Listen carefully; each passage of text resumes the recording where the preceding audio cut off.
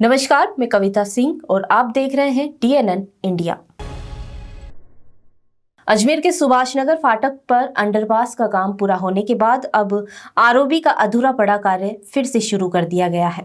फाटक के पास पिलर खड़ा करने के लिए खुदाई का काम शुरू हो गया, जिसके चलते रेल फाटक को पूरी तरह बंद कर दिया गया है।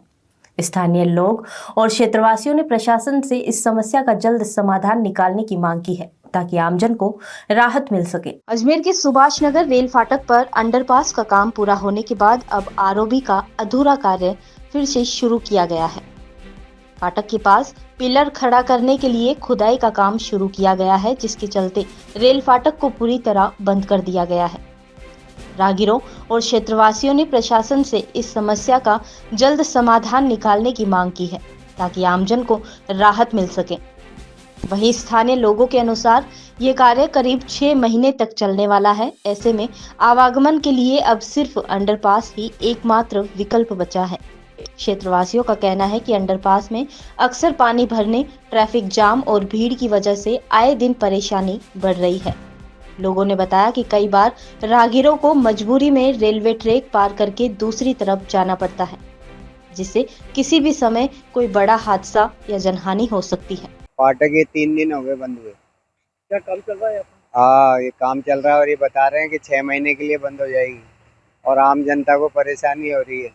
किस तरह की परेशानी आ रही है आपको? नीचे देखे तो पुल पे अंदर पानी भरा रहता है और भीड़ है, उसमें 2 व्हीलर भी चल रहा है, 4 व्हीलर भी चल रहे हैं, दोनों ही बहुत ज़्यादा चल रहे हैं और पब्लिक उसमें माती नहीं है, अंदर भी कोई व्यवस्था नहीं है ढंग से नीचे चलने के लिए, इसलिए पब्लिक को बहुत परेशानी हो रही है और लाइनें पार कर करके जाना पड़ रहा है। गाड़ियाँ बहुत आती है, दिन भर यहाँ गाड़ियों का रश बना रहता है और इसलिए कभी भी बड़ा हादसा होने की संभावना बनी हुई है। इसलिए कृपा करके कोई ना कोई ऐसा समाधान निकालें जिससे कि जनता इससे इस परेशानी से, ये बुजुर्ग महिलाएं भी निकल रही हैं यहाँ पे और जवान भी, सभी निकल रहे हैं, लेकिन सभी ऊपर से नीचे से कूद कूद के निकल रहे हैं और बड़ी परेशानी आ रही है। किसी के हाथ पांव टूटने की भी संभावना बनी हुई है। इसलिए आप ध्यान दें और इस ओर आकर खुद मतलब वो करें विचार और इस पे जल्दी से जल्दी अपना निर्णय ले लें और जिससे जनता का, जो सुभाष नगर की जनता है, उसका वो हो सके। अजमेर के जय रामदेव टूर एंड ट्रेवल्स द्वारा पिछले 17 वर्षों से दी जा रही लगातार विश्वसनीय सेवाओं के तहत इस बार भी श्रद्धालुओं के लिए विशेष धार्मिक यात्रा का शुभारंभ किया गया। शुक्रवार 2 जनवरी को नेपाल गंगासागर टूर को विधिवत पूजा अर्चना के साथ रवाना किया गया।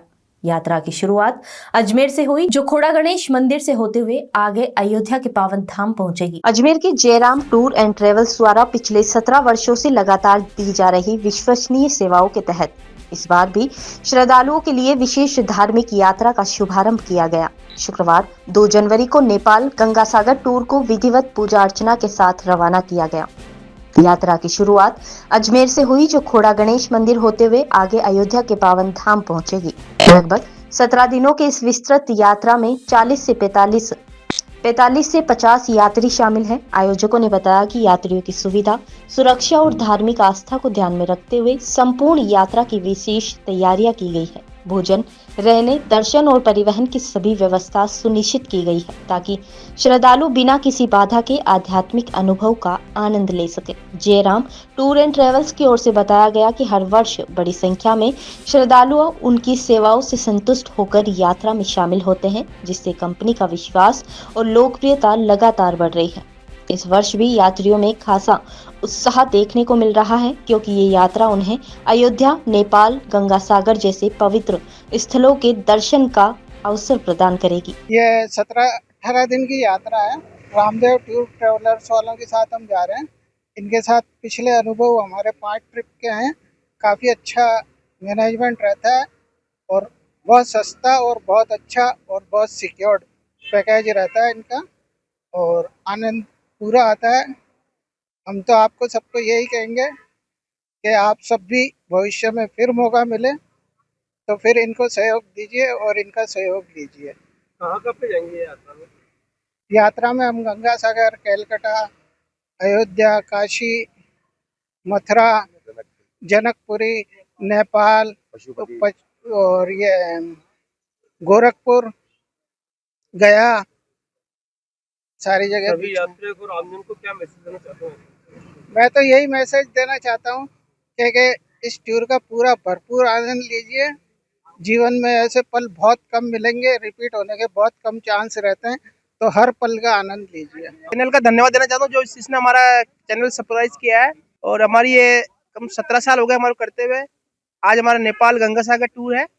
बाकी हमारे ट्रेनों के शिमला मनाली इधर केरला टूर सारे कश्मीर टूर सारे चलते रहते हैं साहब। आज हमारा सीधा खोड़ा गणेश मेहंदीपुर बालाजी है। कल सुबह हम अयोध्या पहुंच जाएंगे। ये 17-18 दिन का है। 45 आदमी है लगभग, सब मिला के 50 जन स्टाफ समेत। पुष्कर की आईडीएस एमटी कॉलोनी स्थित जोगणिया धाम में नववर्ष व धनुमार्च की प्रदोष तिथि के अवसर पर श्रद्धा और भक्ति से भरपूर पोष बड़ा महोत्सव आयोजित किया गया। धाम के उपासक ज्योतिविद भंवरलाल मेघवंशी ने बताया कि इस अवसर पर सातु बहना बीजासन मां का दिव्य श्रृंगार, फूल बंगला सजावट और विशेष पूजा अर्चना की गई। आवाज ही डाउन हो गई मेरी तो। पुष्कर की आईडीएस एमटी कॉलोनी स्थित जोगणिया धाम में नववर्ष और धनुमार्च की प्रदोष तिथि के अवसर पर श्रद्धा और भक्ति से भरपूर पोष बड़ा महोत्सव आयोजित किया गया। धाम के उपासक ज्योतिविद भंवरलाल मेघवंशी ने बताया कि इस अवसर पर सातु बहना बीजासन मां का दिव्य श्रृंगार, फूल बंगला सजावट और विशेष पूजा अर्चना की गई। धाम के सह संपादक प्रशांत वर्मा ने बताया कि दोपहर में माताजी के समक्ष भजन मंडली द्वारा भजनों की मधुर प्रस्तुतियां हुई। सातु बहना के 16 श्रृंगार की सामग्री अर्पित कर भक्तों को नववर्ष की मंगल कामनाएं की। महोत्सव के तहत सामाजिक सरोकार भी निभाया गया, जिसमें झुग्गी झोपड़ी में रहने वाली आर्थिक रूप से कमजोर 21 महिलाओं को आटा और हरी सब्जियां वितरित की गई। में गरीब रहते हैं ना, उनकी हालत देखो, उनके शरीर बन तो अपन कहते रहते हैं आदि हो गया। आदि होने का मतलब क्या है कि बाबा जी धूनी तपरा के बेटा जीव जान रहा है। तो आज जो मेन कार्यक्रम क्या क्या रखे कार्यक्रम और कितनी महिलाओं को सामग्री बताइए। ये लगभग आज का जो कार्यक्रम है, ये सुबह माता जी का श्रृंगार किया हमने। उसके बाद ये भजन कीर्तन शाम एंड पार्टी शाम जी है वो गा रहे हैं। और हमने आज 21 महिलाओं को टारगेट किया। 21 गरीब जो झुग्गी झोपड़ी की महिला हैं उनको हम ये आटा बांट रहे हैं और ये हरी सब्जी बांट रहे हैं। और बाकी पोष बड़ा अर्पण करके तो ये भक्तजन यहाँ पधारे हैं उन्हीं को हम। यहाँ रुकते हैं एक छोटे से ब्रेक के लिए। कैंसर बीमारी ही ऐसी है, चिंता तो होगी ना। लेकिन अब अपनी चिंता को बदलो विश्वास में, क्योंकि आदिनाथ कैंसर मेडिसिटी में है रेडियोथेरेपी, कीमोथेरेपी और कैंसर सर्जरी के उपचार के साथ आधुनिक सुविधाएं भी। विजिट करें आदिनाथ कैंसर मेडिसिटी एट चाची आवास अजमेर।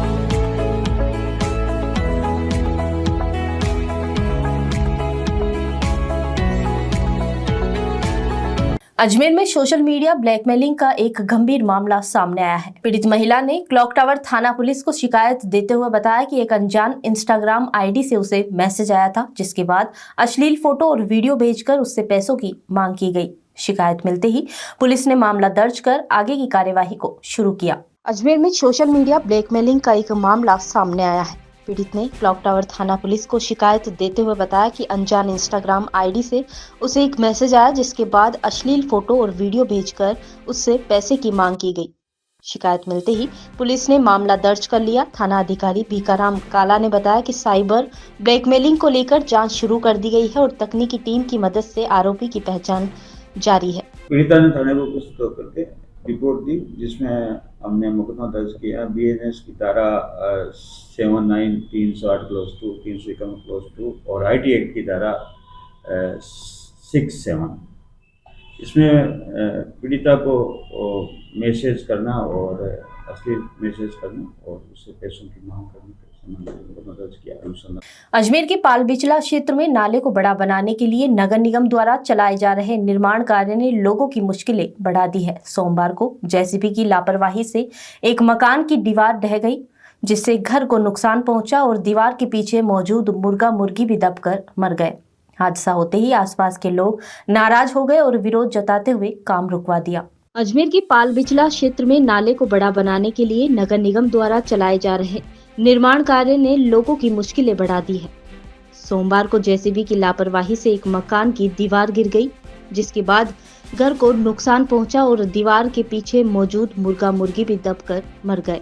हादसा होते ही आसपास के लोग नाराज हो गए और विरोध जताते हुए काम को रुकवा दिया।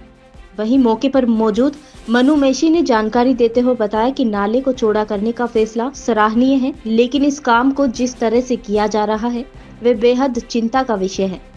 उन्होंने कहा कि कई घरों की दीवारें हिल रही है, कुछ में दरारें पड़ चुकी है, लेकिन मौके पर किसी सरकारी अधिकारी की मौजूदगी और ठेकेदारी की निगरानी नहीं है।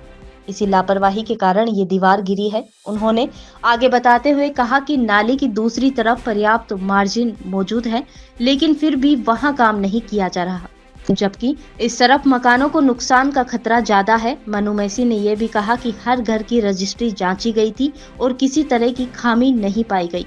इसके बावजूद पिछले सप्ताह पूरा काम हो जाने के बाद आज दोबारा जेसीबी लेकर कार्य शुरू किया गया, जिससे ये हादसा हुआ है। स्थानीय लोगों का आरोप है कि सूचना देने के बाद भी कोई अधिकारी मौके पर मौजूद नहीं हुआ, जिसमें क्षेत्रवासियों की नाराजगी को और बढ़ा दिया। लोगों ने चेतावनी दी है कि जब तक जिम्मेदार अधिकारी मौके पर आकर स्थिति का जायजा नहीं लेते हैं, तब तक काम शुरू नहीं करवाया जाएगा। ये निगम ने नाला चौड़ा करने का काम शुरू करा है, अच्छी बात है। हम भी चाहते हैं कि साफ सफाई और सुविधाएं मिले, पर सुविधाएं इनने ऐसी करी है कि एक तरफ से तो इनने घरों की नींव हिला दी है, घर की दीवारें गिर रही है, घरों का नुकसान हो रहा है। उसको कोई यहाँ पे ना सरकारी आदमी मौजूद है जो देखे कि नुकसान हो रहा है या क्या हो रहा है, ना कोई ठेकेदार का कोई आदमी यहाँ पे मौजूद है जिसकी देखरेख में जेसीबी वाला अपना काम कर रहा है। और उसे किस तरीके से करना है उसे भी ये नहीं नॉलेज है। उसने सारे घरों की नींव हिला दी है, तो जिसकी वजह से आज ये घर की दीवार गिर गई है, जिसमें मुर्गा मुर्गी उस दब के मर गए हैं। उसका नुकसान कर दिया। कल को कोई जन हानि हो जाती है, उसका कोई जिम्मेदार लेने वाला नहीं है। नाले की दूसरी तरफ अच्छा मार्जिन है, 15 से 20 फीट का मार्जिन है, पर उसे ये लोग टच करना नहीं मांग रहे। उसे ये लोग सेफ रख रहे हैं, पता नहीं किस उसमें ये लोग इसे सेफ रखना मांग रहे हैं, उस तरफ ये लोग टच ही नहीं करना मांग रहे, जबकि इस बेल्ट में कोई भी ऐसा कंस्ट्रक्शन नहीं है। पूरा जो मकान बने हुए हैं ये सामने बने हुए हैं, और जहाँ ये जेसीबी चला रहे हैं, इन लोगों ने हर घर की रजिस्ट्रियां चेक कर ली हैं, सही पाए गए हैं, इन्हें किसी से कोई ऑब्जेक्शन नहीं है। पर उसके बाद भी ये जो आज दीवार गिरी है, यहाँ हफ्ते भर पहले काम हो चुका था, पर वापस से आज जेसीबी आई है और उसने किस मंशा से ये दीवार गिराई है समझ में नहीं आ रहा है। और इस चक्कर में बड़ी हानि भी हो सकती, क्योंकि सर्दी की वजह से सब अपने घरों की छतों पे हैं। उनको भी फोन लगा चुके हैं जेएन साहब, एएन साहब, पर कोई भी अपनी जिम्मेदारी नहीं लेना मांग रहा। सब जनप्रतिनिधि आए थे, यहाँ के जनप्रतिनिधि आए, उनसे भी हमने बात करी। उन्होंने कहा ये नहीं होना चाहिए, पर हो रहा है, तो ये किस मंशा से हो रहा है मैं जेएन साहब से बात करूंगा। पर जेएन साहब ने उन्हें साफ बोल दिया मैं लंच पे गया हुआ हूँ, अभी मैं नहीं आ सकता। उनने यहाँ आने से अपना पल्ला झाड़। खबरों के सफर में अभी सिर्फ इतना ही, फिर हाजिर होंगे खबरों के नए सफर के साथ। तब तक मुझे दीजिए इजाजत।